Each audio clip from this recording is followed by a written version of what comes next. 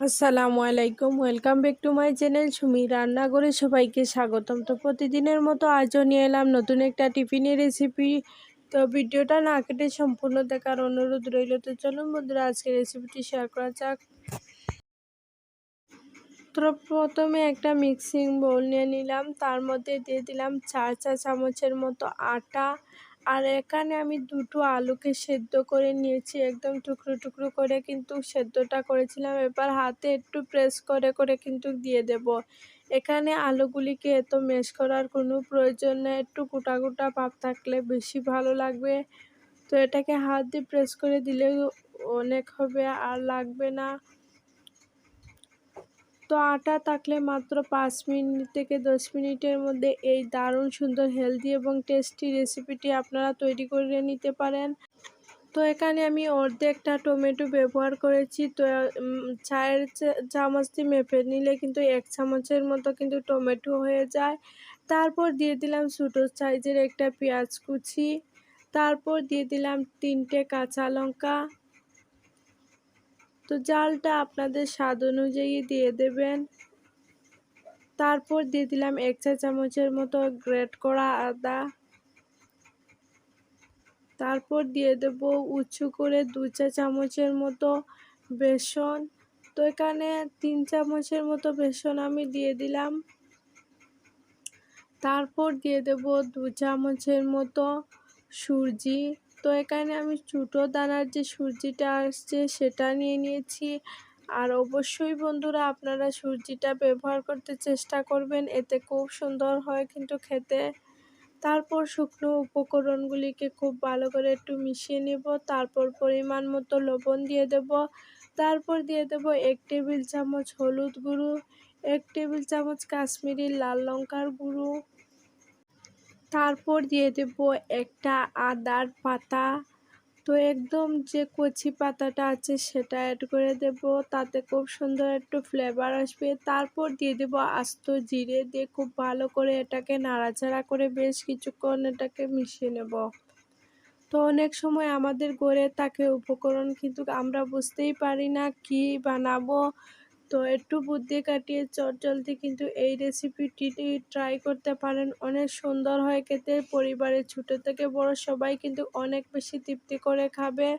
আর রোজ রোজ কিন্তু এক ধরনের খাবার খেতে একদম ভালো লাগে না। তো এরকম যদি নিত্য নতুন কিন্তু আমরা এভাবে টিফিন বানিয়ে নিতে পারি।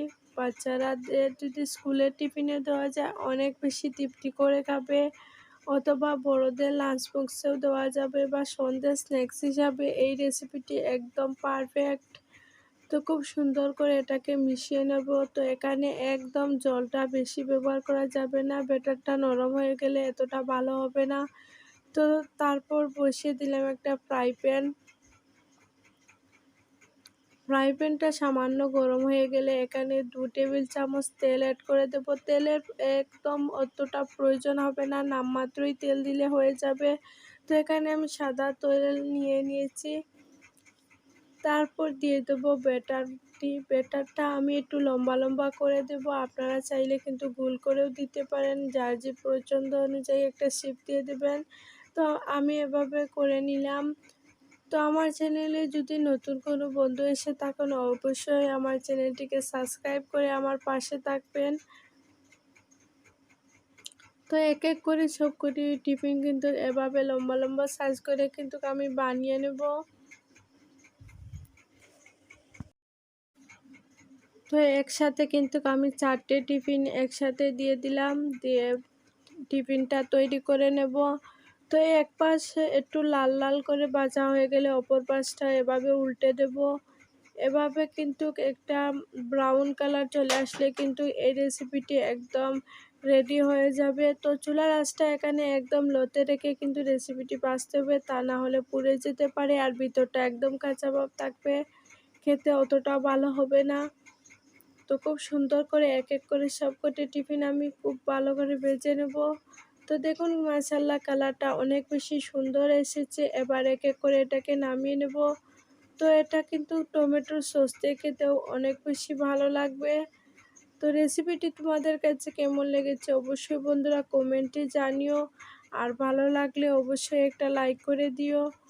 আর যারা আমার চ্যানেলটিকে এখনও সাবস্ক্রাইব করেননি অবশ্যই একটা সাবস্ক্রাইব করে দেবেন। তো দেখুন মাশাআল্লাহ আমার একদম টিফিনের রেসিপিগুলি একদম রেডি হয়ে গেল। তো একটা টিফিন আপনাদেরকে ভেঙে দেখাচ্ছি ভিতরটা কীরকম হয়েছে। একদম নরম তুলতুলে, মুখে দিতেই মিলিয়ে যাবে, অনেক সুন্দর একটা রেসিপি। তো রেসিপিটি ভালো লাগলে অবশ্যই লাইক, শেয়ার অ্যান্ড সাবস্ক্রাইব করে দিও।